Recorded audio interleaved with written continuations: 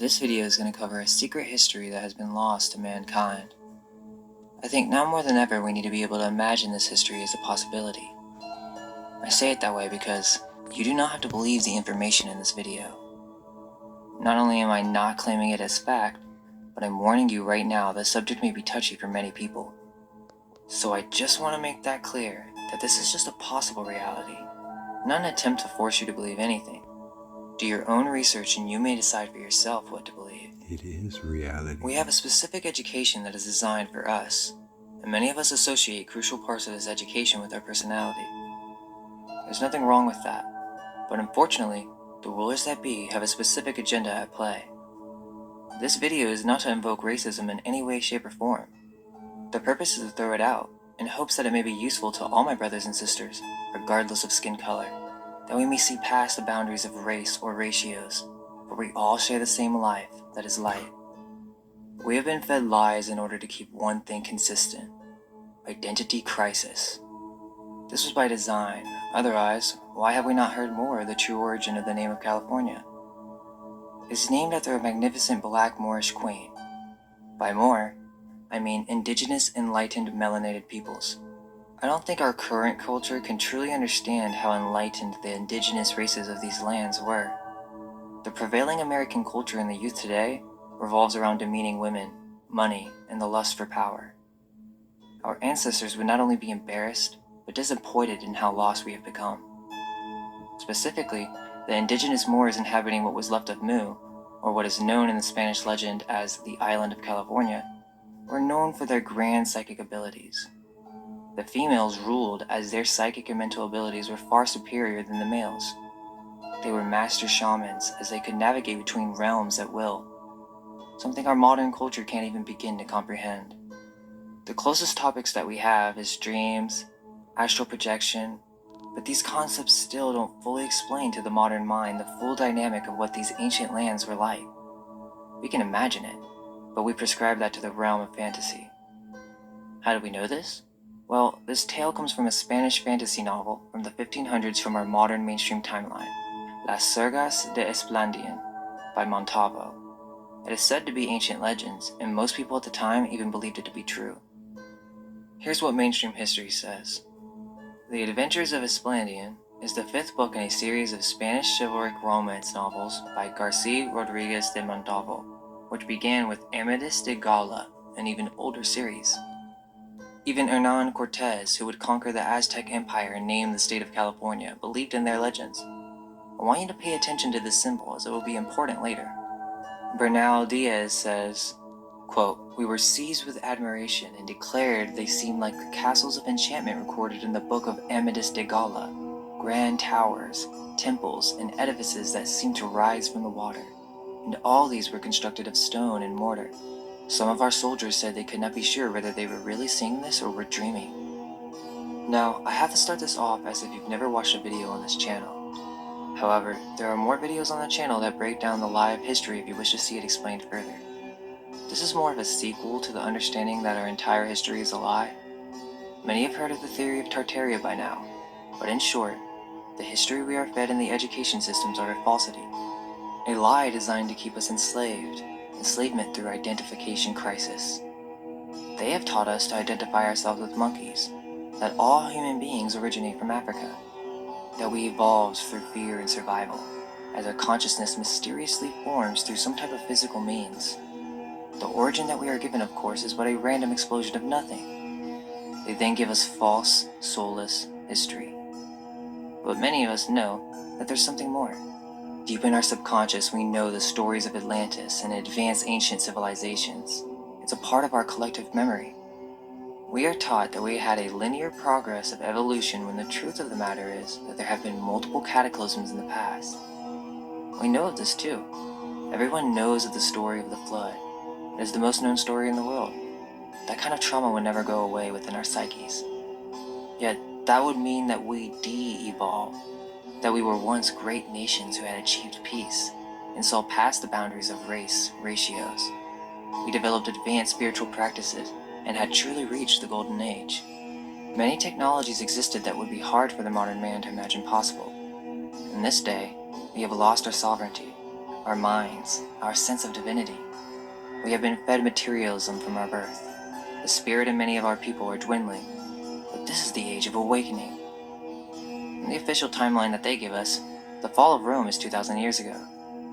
It's very difficult in a short segment to fully explain everything, especially the timeline, but the way I would put it is that these ancient architectures that we call Greco-Roman are actually from Atlantis, and Atlantis is likely not 13,000 years ago as Graham Hancock suggests.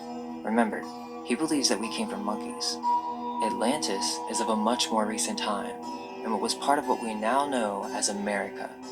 It's hard to comprehend the nature of this reality, and shocking to realize the drastic measures that have taken place in such a short period of time. Many scholars in the modern day have tried to create a new timeline, such as Fomenko and Isaac Newton. The origin of our modern timeline comes from a man named Scaliger. This is where we get our mainstream timeline, but many debate that this is a falsity created by a specific religious group. This group falsified history in order to make it seem as if they have the most ancient religion. The first hint that we see to this is Origen versus Celsus, in which Origen argues for the antiquity of the Jews. It's obvious out of this piece that Origen is purposely concealing the secret history of the Hyperboreans. Now another piece of the puzzle that you need to understand is the Phoenicians. Very important. In our administered history, they date the Phoenicians to about 5,000 years ago, but this group is actually of a much more recent time. Earlier, I mentioned to pay attention to the symbol with Hernan Cortez. You will see these types of symbols everywhere, on the only remaining maps, famous characters that we are fed such as Scaliger. This symbol is the secret symbol for the hidden new rulers, the Headless Knight. The Phoenicians dominated from the eastern Mediterranean to the coast of Africa, all the way to Spain and Northern Ireland in mainstream history. The confusing part about all of this is that history mixes the group that survived and took over the world, the Catholic Jesuits, with the ancient races that once existed in these lands. These were mixed cultures. The cultures that existed arose from the two ancient god races, the ancient Hyperboreans and the ancient Lemurians. There are obviously more layers to this, so I'll try and explain. The original white people that we have in history are of the Aryan or ancient Hyperboreans, who were fair-skinned with red and blonde hair. Their homeland is in ancient Ibernia in the far north. For black people, the most ancient depiction comes from ancient Irish legends, the Formorians, a great civilization of great stature who had grand occult abilities. From Donnelly's Atlantis, quote, "The Formorians were from Atlantis. They were called Formoriag, Formorag Afriic, and Formorag, which has been rendered into English as Formorians. They possess ships, and the uniform representation is that they came, as the name Formorag Afriic indicated, from Africa. But in that day, Africa did not mean the continent of Africa as we now understand it. Major Wilford, in the 8th volume of the Asiatic Researches, has pointed out that Africa comes from Apar, Abhar, Apara, or Aparika, terms used to signify the West, just as we now speak of the Asiatic world as the East. When, therefore, the Formorians claimed to come from Africa, they simply meant that they came from the West, in other words, from Atlantis. Now, it is said from these ancient legends that the Formorians were a warlike race, and that they caused great havoc in the world. These are the times when Atlantis was beginning to fall. War was happening constantly. From Donnelly's Atlantis, quote, "The Irish annals speak of the Formorians as a warlike race, who, according to the annals of Clonmacnoise, were a sept descended from Ham, the son of Noah, and lived in piracy and spoiled of the nations, and were in those days very troublesome to the whole world. Were not these the inhabitants of Atlantis who, according to Plato, carried their arms to Egypt and Athens, and whose subsequent destruction had been attributed to divine vengeance invoked by their arrogance and oppressions?" Quote, "The Formorians were a civilized race. They had a fleet of 60 ships and a strong army. They were basically ancient sea pirates, and some were giants, up to 12 feet tall. They were one of the first explorers of Ireland before the destruction of Atlantis." Quote, "They possessed Ireland from so early a period that by some of the historians, they are spoken of as the aborigines of the country. The first invasion to the country was by the Basque people, or the Atlantis settlements in Spain. Many of you may think that this is fantasy, but this is common knowledge in mainstream history. How many black people today in America know that Ireland is an integral part of their history? Not many. Quote, the Formorians defeated Partholon's people, the Basques from Spain, killed Partholon, and drove the invaders out of the country. The next invader to their dominions was Nimhid. He captured one of their fortifications, but it was retaken by the Formorians under Muurs. Nimhid was driven out of the country, and the Atlanteans continued in undisturbed possession of the island, the Formorians, for 400 years more. Then came the Firbolgs. They conquered the whole island and divided it into 5 provinces. They held possession of the country for only 37 years, when they were overthrown by the Tuatha De Danann, a people more advanced in civilization. The Tuatha De Danann were the Hyperboreans. They came from what we call the North. Now, there's even more history that we don't know. This is from the timeline where most knowledge was destroyed. All we are left with is oral legends. We do have authority on this legend as it is quoted in the Book of Ballymote.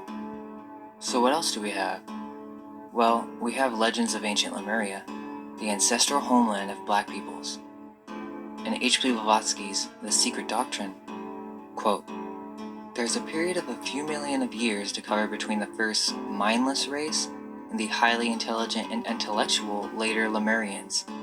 Now, before we continue, let me just say that I don't agree with her timeline or completely concur with her views on the Theosophical Society. According to the story, she obtained this information from an ancient book that she had access to that is not exposed to the public. Quote, Madame Blavatsky claimed to have seen a manuscript of the Book of Zion when studying esoteric lore in Tibet. She claimed this and other ancient manuscripts were safeguarded from profane eyes by the initiates of an occult brotherhood. Many of the lands of Lemuria still exist today, such as Australia, New Zealand, Madagascar, and even parts of America such as California. Quote, they, the Lemurians, built huge cities of rare earths and metals.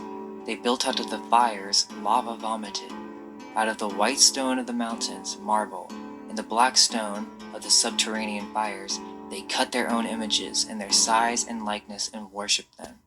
The Lemurians were a spiritual race of black giants. They were a mix of Mongolian and black and had different organs according to Blavatsky. It is said that they had a physical eye on the back of their head, and that this degenerated into the now called third eye, and that they were the grand magicians of the elements. Quote, this is the reason why perhaps even Easter Island with its wondrous gigantic statues, a speaking witness to a submerged continent with a civilized mankind on it.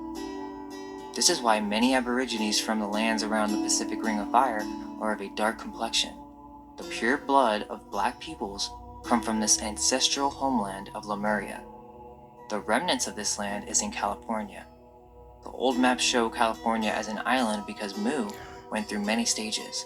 It began to merge with the mainland of terra firma as parts of the western coast began to sink. In the occult tradition, root races are basically different versions of the human body, in connection with different ages. The first root race was said to be completely ethereal. The second root race had more physical bodies and spawned in Hyperborea. The third root race, the form that we now truly recognize as human, existed on the lost continent of Lemuria. And the fourth root race developed into Atlantis. According to the occult tradition, this isn't all done simply by sexual reproduction.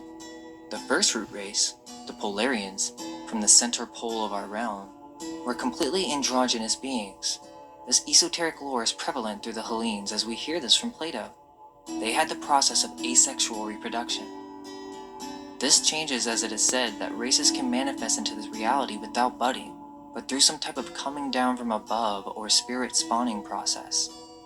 As these races developed from spirit and continued their progress through the ages, everything is being recorded into the Akashic records. This affects the next races to come in the coming ages. There were many colonies of Atlantis. We know of one colony today, such as the Olmecs, was a place where many cultures came and traded. These are the Atlantean races, and I'm not 100% sure how the first two are pronounced, but we have number 1, the Romahal, number 2, the Tlavati, number 3, Toltec, 4, First Turanian, 5, Original Semite, 6, Akkadian, 7, Mongolian. Quote, "Thus the first Atlantean races born on the Lemurian continent separated from their earliest tribes into the righteous and the unrighteous, into those who worshipped the one unseen spirit of nature, the ray of which man feels within himself, or the pantheists, and those who offered fanatical worship to the spirits of the earth, the dark cosmic, anthropomorphic powers, Saturn, with whom they made alliance." It is important to remember that sometimes races did overlap and change both in time frames lived or remnants of them survived in the areas occupied. It should also be remembered that in some cases, a catastrophe was anticipated by the priest more in tune with higher energies, and many migrations into lands currently in existence took place before all of Atlantis was submerged. There was intermarrying not only among the subraces of Atlantis, but also with the remains of Lemurian subraces who had escaped before the fiery end of Lemuria. The first subrace, quote, "The Romahals were a dark race, their complexion being a sort of mahogany black. Their height in these early days was about 10 or 12 feet, truly a race of giants. But through the centuries, their stature gradually dwindled, as did that of all races in turn, and later on we shall find that they had shrunk to the stature of a fur-fused man. They ultimately migrated to the southern shores of Atlantis, where they were engaged in constant warfare with the 6th and 7th subraces of the Lemurians then inhabiting that country. A large part of the tribe eventually moved north, while the remainder settled down and intermarried with these black Lemurian aborigines.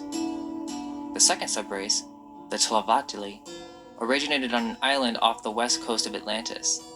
They were a strong race, not as tall as the Romahal, with reddish-brown skin. They were a mountain-loving people who, along with the third subrace, the Toltecs, inhabited the western island which formed part of what is now known as the American continent. The Toltecs, the third subrace, stood about 8 feet tall and had reddish-brown skin, like the Tlavatli, but more coppered color. The features of the Toltecs, according to William Scott Elliott, were straight and well-marked, not unlike the ancient Greeks. The Toltecs ruled the entire continent of Atlantis peacefully for thousands of years. The Turanians, the fourth subrace, originated on the eastern side of the continent. They were yellow-skinned humans who were never a dominant race on the mother continent, though some of their tribes and family races became fairly powerful. The fifth subrace were the Semites, who had their home on the northeastern part of a peninsula which is now Scotland and Ireland. They were a disconnected race, always warring with their neighbors and maintaining their independence from the southern kings. The sixth subrace, the Acadians, came into existence after the first great disaster. Born on a peninsula further south of the Semites, the Acadians quickly migrated to the much larger continent of Atlantis. They fought and overcame the original Semites, ruling Atlantis for several hundred years. The Mongolians, the seventh subrace, had no touch with the mother continent. They were developed from the descendants of the Turanians. They spread over what is now Asia. Master Kut Humi in the Mahatma letters wrote that the modern Oriental races such as the Chinese, Mongolian, Tibetan, Malaysian, Indonesian, Japanese, Vietnamese, and so on are largely descended from the seventh and final subrace of the Atlantean root race. Quote, "The Lemuro-Atlanteans built cities and spread civilization, the incipient stage of anthropomorphism. Their statues witness to the size of the Lemuro-Atlanteans. Lemuria destroyed by fire, Atlantis by water, the flood. The destruction of the fourth race and of the last antediluvian monster animals. By monster animals, there were many creatures that used to exist that were truly evil. We hear stories of this in every culture around the world, or in some type of flood myth, and great mythical creatures that would terrorize the city. After each age, the continents change quite drastically. Continents sink and rise. Comets come and do impossible movements in the sky, unexplainable by modern science, and causes cataclysms and destruction by fire. The myths say that the gods were to blame, as they watched over and judged us as we passed through the ages. We must understand that the continents shifted quite drastically within the last 1,000 years, as it explains the supposed cartographic errors of the maps from the 16th and 17th century. Notice that most of our maps stop around the 1400s, and this date may even be made up from most of these documents. These new rulers, who were planning to conquer and create a new world, who came from the Phoenician subrace, were masters of the sea, and became the world's first global corporation. They became the hidden hand behind all the global master elite. They conquered Spain as the Castiles, manifesting as the Catholic Jesuits, then becoming the Venetians, the hidden hand beneath all public education and science, teaching a new cosmology of Saturn worship. This group worshipped the sun, but we have more than one sun, and they shift. In this interpretation, our neighboring planets are suns. This is basic occult knowledge explained in a modern way. But basically, one of these cataclysms that led to the destruction of the great Church of Iessa, the destruction of all great Moorish civilizations, and the remaining empires in the world, done through some type of ritual of Baal, in which Saturn could be summoned into this physical world. The Phoenicians worshipped Baal in a way that we can never imagine. A good reference is The Adventures of Captain Mago, a Phoenician expedition 1000 BC, if you want to understand their want for control. Now, this is written from our modern timeline perspective, but what needs to be said is that these elites changed the calendar system and their own age. They added 1,000 years. So imagine that the fall of Rome is pushed forward 1,000 years on our mainstream timeline. You can trace Freemasonry back to this Phoenician cult. The Phoenicians belonged to the Aryan root race, so originally they were very renowned people. However, they fell to materialism in their quest to dominate the world market. What happened was there were still more powerful empires in the world that posed a threat to the Phoenicians. Many really. The Moors, the Tartarians, the Ottoman Empire, and the Church of Iessa, also known as the Druids, the original Hebrews. They needed to destroy the rest of the Aryans if they wanted to rule the next coming age. Which, by the way, I don't know if I mentioned, but they don't all die. It is said that the Atlanteans still exist. Same for the Hyperboreans, for they do not age. So that may just be part of it, is that the Phoenicians got access to this ancient knowledge of esoteric wisdom, and they took advantage of it. They prepared devices for surviving underwater, hence the symbolism of the mermaid prevalent in their culture and the worship of the conch. Either way, they survived this event and immediately began educating and creating the New World. Historical figures were made up completely. All the knowledge that we have is from the main school in Venice, from the Phoenicians who became the Venetians. These Jesuits then conquered through Spain and Britain. This version of Spanish is the Jesuit Spanish tongue, Castilian Spanish. The royal Castile family is a branch of the Phoenician chain, as you can see with the royal arms. Just look at the royal arms of all these families and you will clearly see who's in charge. They took old kings and renamed them and gave them new dates. The Library of Alexandria, containing the knowledge of all ages before, was burned. This group sought out the remaining knowledge in the world through the Knights Templar, burning the sacred esoteric knowledge of all the nations. In Plato's Timaeus, Solon, a Hellene, goes to one of the colonies in Egypt known as Sais. Based on its description, Plato presents the priest to be a darker complexion. These people are not exactly the purebloods from Lemuria, but a mixed race with multiple shades from dark brown to light brown, with slight variations of hue, mostly red, said to be descended from the Tolmecs. There may have been some who had the strong blood from the Lemurian race with a dark black with bluish reflection, but they are not from these lands. We will soon see that there are many different races of people who lived in these lands. From Plato's Timaeus, quote, "Thereupon one of the priests, who was of very great age, said, 'O Solon, Solon, you Hellenes are never anything but children, and there is not an old man among you.' Solon in return asked him what he meant. 'I mean to say,' he replied, 'that in mine you are all young. There is no old opinion handed down among you by ancient tradition, nor any science which is hoary with age. And I will tell you why. There have been, and will be again, many destructions of mankind arising out of many causes. The greatest have been brought about by the agencies of fire and water, and of the lesser ones by innumerable other causes. There is a story, which even you preserve, that one upon a time, Patheon, the son of Helios, have yoked the steeds in his father's chariot, because he was not able to drive them in the path of his father, burnt up all that was upon the earth, and was himself destroyed by a thunderbolt. Now this has the form of a myth, but really signifies a declination of the bodies moving in the heavens around the earth, and a great configuration of things upon the earth, which recurs after long intervals. At such times, those who live upon the mountains and in the dry and lofty places are more liable to destruction than those who dwell by rivers or on the seashore.'" Now for some context here, basically Solon took a trip to Sais into Egypt, and when Solon arrived, they greeted him with great honor. It seems that he wanted to share his knowledge, Solon, as if he was slightly boasting about his esoteric wisdom that he had recently learned. The priest is responding and telling him about a race of people who not only he didn't know about, but were a common ancestor of the two.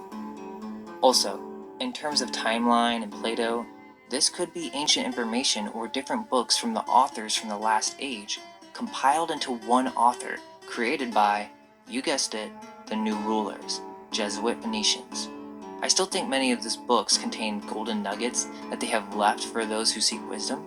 The only thing is, remember, they are trying to date this as if this process took 8,000 years.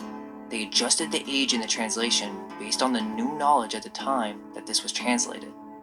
This is also where Blavatsky bases a lot of her history, including Tibetan and Hindu philosophies.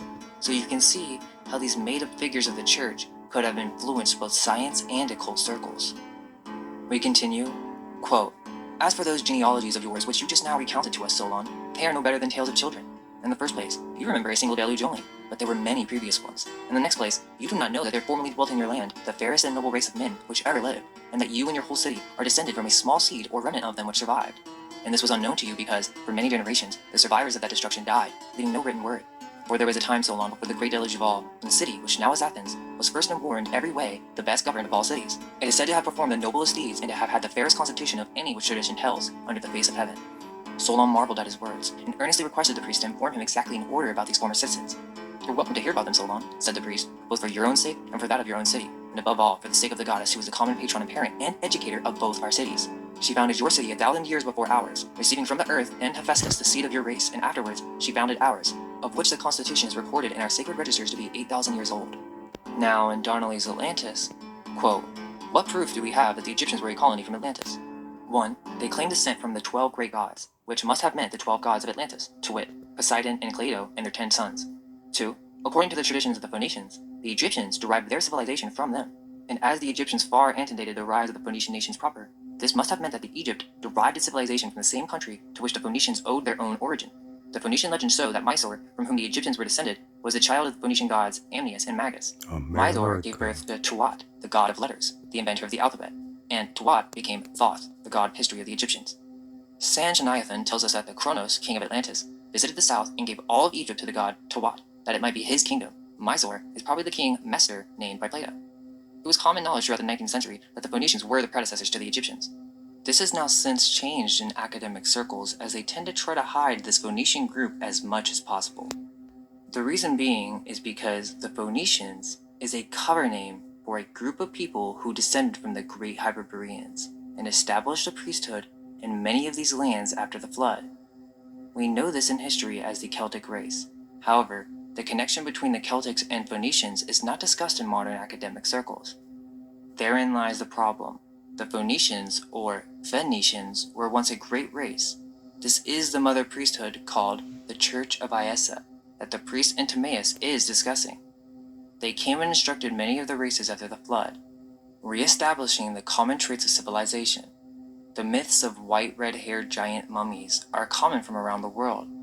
These people were hunted by this new group of rulers as well, for they wanted to destroy the pure bloodline of all races so that they could be the only race of God, creating a new bloodline. This group took over the original priesthood of Iessa, labeled them pagans, stole their history, and enslaved humanity and all other races. They took over the Bible and began teaching that God can only be reached through the Church of Jesus, when that the old teachings were never about belief in authority, but in a beautiful mythos that connected divinity and man as one, as a moral respect for nature, a duty for taking care of all life and spreading peace through a divine cosmology of self, one that had been passed down for generations through studying the stars carefully and aligning them to attributes of ego and self. This is how astrology, or astrotheology, was passed back into the world after the flood of Atlantis. These Jesuits, and the Church of Rome, who really belonged to the Akkadian subrace, not the original Semites, or in other words, Celts. These Akkadians caused war and destruction among the rest of the Aryan nations, specifically starting with the original Semites, and this is where the Phoenicians come in.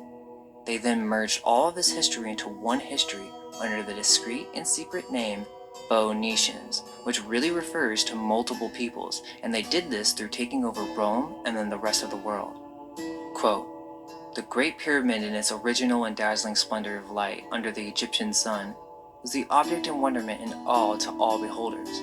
It surpassed in sublime grandeur any other monument or structure ever erected by man on this globe. It was considered the greatest of the 7 wonders in the ancient world. Its partial destruction and defacement, by removing its upper part and capstone, and by stripping it of the outer casing of white stone, which gave it an aspect of dazzling brightness, leaving it in outward appearance bare and nude, silent and mute as to its mission, as a milestone without a figure. This has been a great loss to mankind. In its former glory, it was a mountain of light, a blaze of brightness, a symbol in the desert. It was a testimonial in living stone, bespeaking to mankind of their inheritance of a spiritual kingdom. At noonday, its lofty golden capstone seemed to be at one with the sun, uniting earth and heaven in eternal unity, a symbolic union of spirit and matter. This grand masterpiece of the Irish Magian priest of Iessa was a part of a plot as selfish as any ever conceived. Now another example is Baalbek. That temple was not originally created for Baal, but it is known as that because the Phoenicians took over this land and dedicated ancient Aryan temples to Saturn worship. The original Semites are also known as the Druids or the Irish Magian priests. Now in history, they are known to be the original Druids, the descendants of the Hyperboreans. They re-established high culture after the flood and were known as fair-skinned with red and blonde hair. Now, that doesn't mean there weren't any black people who belonged to this church. There very may well have, as we know now the true history of Ireland, as Formorians were the original Aborigines before taken over by the Duwahadidanan. Interracial relationship had already begun, as we can see in the story of Timaeus with the Egyptian priest, and many other myths from around the world such as the Aztecs and China. We even have stories of the Queen of Scotia. Quote, "The story of Scotia begins with a Greek king by the name of Gaithalos. In one version of the story, which involves Ireland, Gaithalos is known as Goadha Glas. The word Gael is said to be derived from his name, and was originally from the region of Scythia. It is also said that Goadha Glas lived during the time of Moses, and the latter is said to have cured the former when he was bitten by a serpent. Stop it. Goadha Glas was also promised by Moses that no serpent or other poisonous creature would inhabit the western island, that his Niul was invited into Egypt as an instructor by a pharaoh, and eventually married one of his daughters, Scotia. Both Scotland and the Roman name for Ireland, Scotia, are said to be derived from her name. Niul and Scotia's people were later derived from Egypt by a later pharaoh, and wandered around the Mediterranean until they reached Spain. Scotia was said to be a white queen with blue eyes from her native land of Scotland. No. So it's fair to say that Egypt was a quite diverse culture, not to mention that the hieroglyphs have people of many different sizes, but it begins to make us question whether black people came from Africa. She was Asiatic. In many references, it suggests that the Tolmecs lived in this area first after Atlantis. The Egyptian culture developed into a multicultural center for learning and spiritual development for all races. Plato even came to Egypt supposedly to go through a ritual in the Grand Pyramid. It seems that Egyptologists are happy to distort the history of these lands and slap on dates however they like. They also are hiding evidence from being explored, as many sites are still hidden to the public. The story of Egypt and its timeline is distorted because it is the last remaining power edifice from the last age. Not only did the Phoenicians take control of the spiritual center of the world, they destroyed all conflicted evidence of this root race and all her sub-races. This could be why the leaders still to this day show off these Egyptian artifacts around the world to show who the new true rulers are. Quote, "It was conceived and put into effect by the ruling spirits at the head of the Roman Church and State of their day, who cherished the ambitious and far-reaching idea of nothing less than universal rule for their church and empire. In the course of these pages I will endeavor to explain and expose the conspiracy and the means by which those designing men who composed it advanced their project. And with the aid of their successors, they, I purpose to show, by persistent effort, brought the greater part of the Western world under their empire and church dominion, and brought this conspiracy to an almost complete success. It was the idea held by the leaders of the Roman Church and State, they were practically one, that all power should be centralized in the head of the Church, who was emperor of the state, and any and all religious institutions which in any way conflicted with this ideal were to be done away with. For this reason, the mystery cults were suppressed, and initiation into the ancient or esoteric mysteries were forbidden, so that no religious establishment, worship, or practice would exist which would draw and hold men to it other than the Roman state church. And besides, as the study and preparation necessary for those who were selected for initiation into the higher mysteries was such as to develop a highly philosophic and spiritual state of mind, such study and preparation did not comport with the object which the church rulers had in view.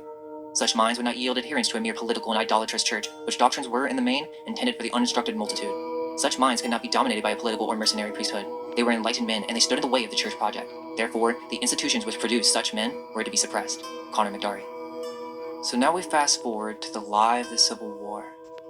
The plan was to create a new Atlantis, but there were still great civilizations living in the Americas. At this point in time now, The Venetians had conquered California through the Spanish and the northeast of America through the English, but large portions of the Midwest, especially in the Grand Canyon, were still occupied by a great race. Giants were still in America up to just 200, even 100 years ago, and still wouldn't be surprised if some are still remaining. We hear of these stories with like Lovelock Cave and the cannibalistic giants, but there's two theories here. One, that this is a cover-up to hide the great races that were living in America at the time, or two, after the cataclysm of the sun, barbarism began along with tribalism. The great nations began to fall apart, and this is what led to the Venetians taking over large sections. But let's continue to the Civil War. And all around the point of 1812 is where this event took place, that let the Venetians finally take over America, or terra firma. In the history of almost every American city, something huge happens around this date. The movement of power, a treaty, a war, something, a fire, an earthquake. There was a huge event where the sun again disappeared and there was no summer for a few years. Now, throughout the ages, many cultures have made slaves of other races and or nations. It's happened since Lemuria. It did happen in America at one time during the fall of Atlantis, but the Aryan subraces did not enslave man, for they were noble men. The idea that slaves were brought over to America from Africa starts to become questionable. It wasn't until the 1812 period that the plan to rewrite history of America began, through the Jesuit empires of Spain, Britain, and France, in order to conquer the last remaining civilizations living in terra firma. They have you believe that black peoples, by the millions, were shipped from Africa to America, yet, if that were so, we would see well-preserved slave ships, but few are to be found, and their genuineness are to be questioned after learning about this secret history. This name, African American, was offered many times and always rejected by the natives to these lands. Because about the people, and that was done deliberately by bringing over a few 100,000 dark people from the Caribbean islands and from possibly from the continent by way of the Caribbean islands, bringing them here to these lands, creating this facade of everybody coming from the motherland instead of being from here. So there it's created a massive ball of confusion, and this is not what they wanted to do. They wanted to be able to solidify this, that the Negro and the black man, you're from Africa, accepted a long time ago, but it wasn't accepted. As much as they tried to create it into acceptance through the Pan-Africanism. But so it's about identity. It's strictly about identity. Everything that we experience, black folk, lack of a term, white folk in this country. Many natives of both North and South America were home to many indigenous black peoples, such as in New York, in Mexico, Wisconsin, in San Francisco, Southern California. They were in Mississippi, and in Oklahoma. This is a depiction of a black native from terra fire, or like we have mentioned earlier, terra firma, throughout South America. The Caribbean islands were home to the native black peoples. Black people have been on this land far before Christopher Columbus ever stepped foot, if he even existed. We have maps and depictions of Africa, with many towns and cities that seem to be castles. I also have shown you sources in the last chapter that most Egyptians were not of pure black Lemurian origin. So why are we fed this lie of Africa? It is to attach the identity of the native peoples of ancient America with a faraway land so that they may be enslaved mentally. This whole process was about erasing the last age, and these cultures were high civilizations that preserved the knowledge of the ages before. Therefore, the rulers that be forced the Spanish, English, and French nations to conquer these lands at all cost. They were funded by the same hidden hand, the first new global corporation, also known in history as the East Indian Trading Company, the first global national corporation. Now remember, the Phoenicians, or as we now know the Akkadians, added 1,000 years to the calendar. So, these two histories are interlinked, and we can think of this time as the new takeover of the old Aryan world. To get ready for the next coming root race, they needed to wipe out our sense of identity, our connection with our ancestors. There's a really interesting post on Stolen History that talks about how slave houses in the South were actually owned by the Cherokee, the people who got expelled from Rome after it was conquered by the Phoenicians. Quote, Cherokee, who were living in Western-style houses, the Cherokee were living inside of antebellum mansions before settlers turned them into plantations. The antebellum mansions look like Roman palatial estates and are covered in pagan symbols and have pagan murals inside of them. Truth is, they've been hiding the real history of North America for centuries, and only the wisest see through the lies. Quote, "All roads lead to Rome, Georgia. It is called Rome because that is what the Cherokee called their land. To their dying breath, they claimed to be from Rome and were Romans. They were expelled from their land and lost their property in the 1830s. This is what we're told in the schools, that the North attacked the South and over 600,000 people died over fighting for slavery. If we were to look further, we may find that some things don't add up completely. For one, the star forts. They want you to believe that around 150 forts were created basically in the 19th century. And trust me, I've been to one of these. These things look old. We have a video on star forts, but basically, the idea is that they put cannons on these bastion forts as naval strategy for enemy ships. This idea that cannons can shoot ships from miles away from iron balls skipping on the water has yet to be proven, and seems like a complete cover-up. Also, in our star fort video, we show evidence of pumps and underground buried sections, and even when you read the official narrative, there's always something that happened that ended in complete destruction of these forts. I'm sure that these forts were used by the British, Spanish, and French, but they did not build them. These arches are quite advanced, and we can find similar star forts from around the world.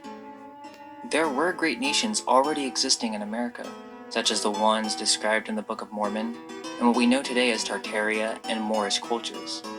They want you to think that an empire or corporation was built off of slavery, and the South was just not willing to give that up.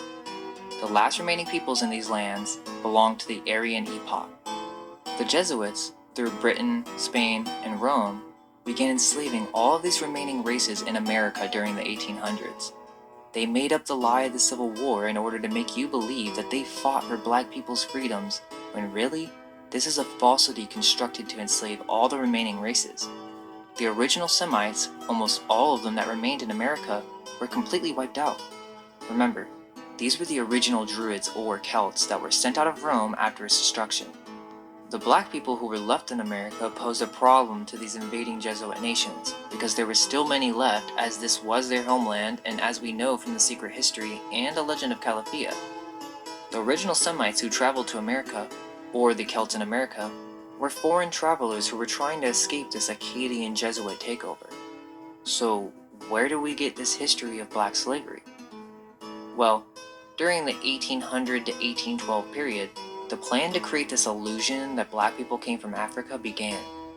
John Lynch, who was known for colonizing cities in America and naming it after himself, such as Lynchburg, Virginia, supposedly, he immigrated from Ireland to Virginia and then somehow prospered.